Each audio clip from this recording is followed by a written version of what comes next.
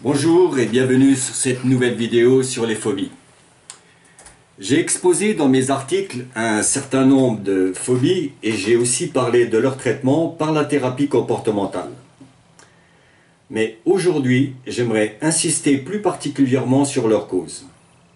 En effet, il existe autant de variétés de phobies que de causes. Les phobies sont tellement polymorphes qu'il m'apparaît indispensable que ceux qui souffrent de phobie, d'angoisse chronique et d'attaques de panique comprennent maintenant que l'origine de leur pathologie n'est pas due systématiquement à un traumatisme ou à une forme de conditionnement appris, mais qu'elles le sont également en réaction avec l'environnement. Nous savons que les accidents provoquent des chocs émotionnels tellement puissants qu'il suffit parfois d'en reparler avec la victime pour qu'on voit tout de suite son rythme cardiaque s'accélérer.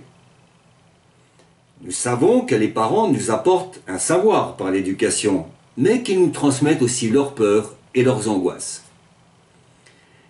Mais est-ce que nous savons détecter l'origine d'une phobie qui n'a pas de lien direct avec ce que je viens d'énoncer ? Tout d'abord, pour guérir de la phobie, on va généralement se tourner vers la thérapie comportementale ou la psychanalyse. En thérapie comportementale, nous traitons souvent les phobies avec la confrontation avec l'objet de notre peur et par désensibilisation. Et parfois ça marche quand c'est une peur transmise. En psychanalyse, le patient, lui, il doit arriver à faire le lien avec son angoisse originelle qu'il déplace sur un objet. Par objet, je veux dire que le principe même de la phobie est de refouler son angoisse sur une situation extérieure.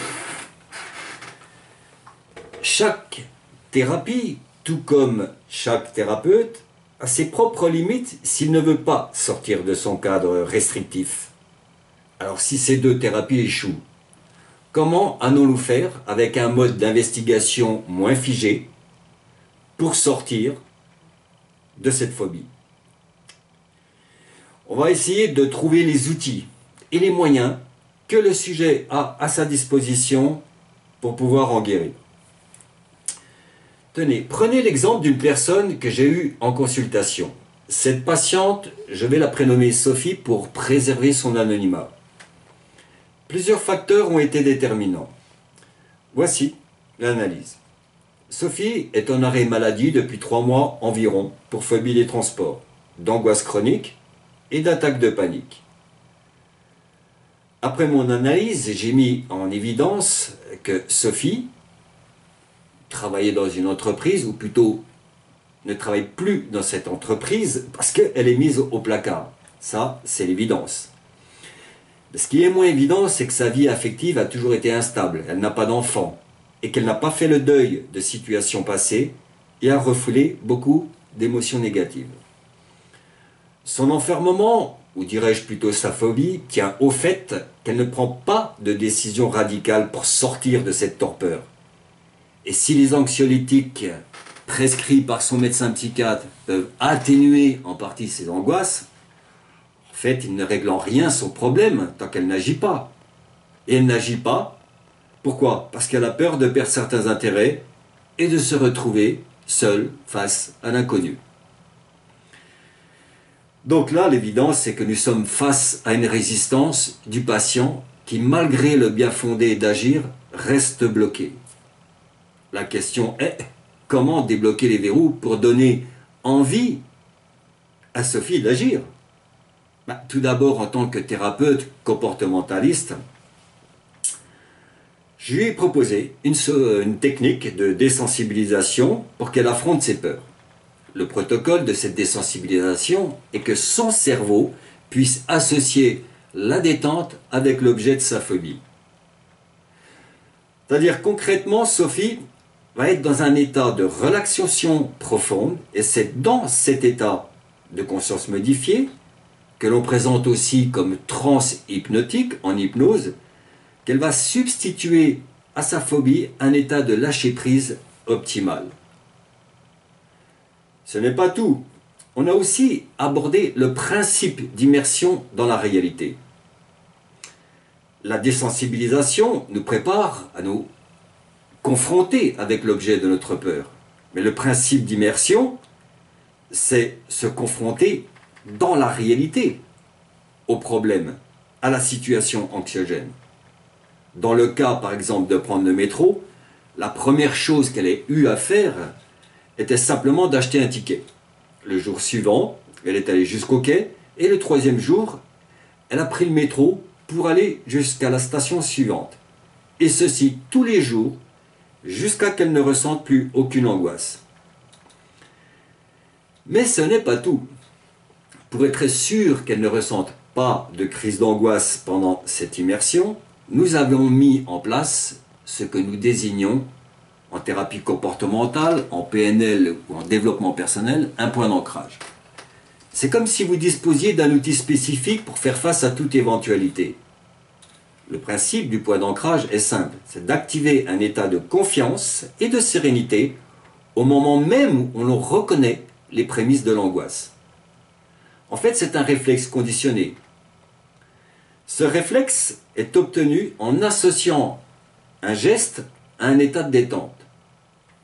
Ce point d'ancrage, par contre, devra être travaillé pendant une période d'au moins 21 jours. Et pourquoi 21 jours? Tout simplement parce que le cerveau, lui, associe l'information au bout de 21 jours. Sophie, elle n'a pas attendu longtemps avant d'utiliser son point d'ancrage.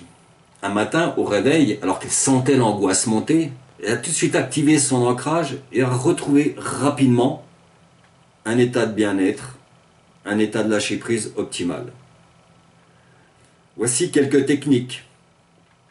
Elles ne sont pas exhaustives, mais ce que je viens d'énoncer est inhérent à la thérapie cognitive et comportementale. Maintenant, voyons comment Sophie a pu trouver une alternative à son anticipation anxieuse par cet abord cognitif. L'aspect cognitif est en rapport avec la pensée et la connaissance.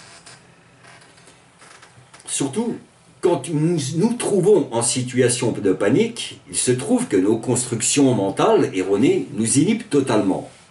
Le sujet est donc en prise avec ses peurs, une pensée automatique empreinte d'émotions négatives, et voilà que la phobie devient exacerbée jusqu'à l'attaque de panique ou la peur de mourir. Ainsi, avec Sophie, on a encore travaillé sur des alternatives à son parasitage mental. Tout d'abord, la première chose que je lui ai conseillé de faire, c'était d'activer son point d'ancrage pour maîtriser son angoisse. Et ce n'est qu'ensuite qu'elle a pu prendre le recul pour infléchir ses croyances négatives pour des pensées beaucoup plus constructives et fortifiantes dans son cas. Toutes ces techniques concernent bien sûr la partie visible et concrète de l'investissement thérapeutique, si je puis dire. Elles donnent des résultats aussi plus que probants. Mais pour autant, il ne faut pas omettre la partie invisible, ou dirais-je plutôt la partie inconsciente qui sous-tend cette problématique. Conscientiser ce que nous avons refoulé ou réprimé est sans nul doute une tâche très ardue, autant pour le thérapeute que pour le patient qui va émettre des résistances. Tout va reposer donc sur l'habilité stratégique du thérapeute à contourner et à analyser les mécanismes de défense de son patient. Ce qui importe pour le patient, c'est autant la compréhension de son affect que l'expression de celui-ci. Dès que l'émotion est libérée, le reconditionnement peut être envisagé.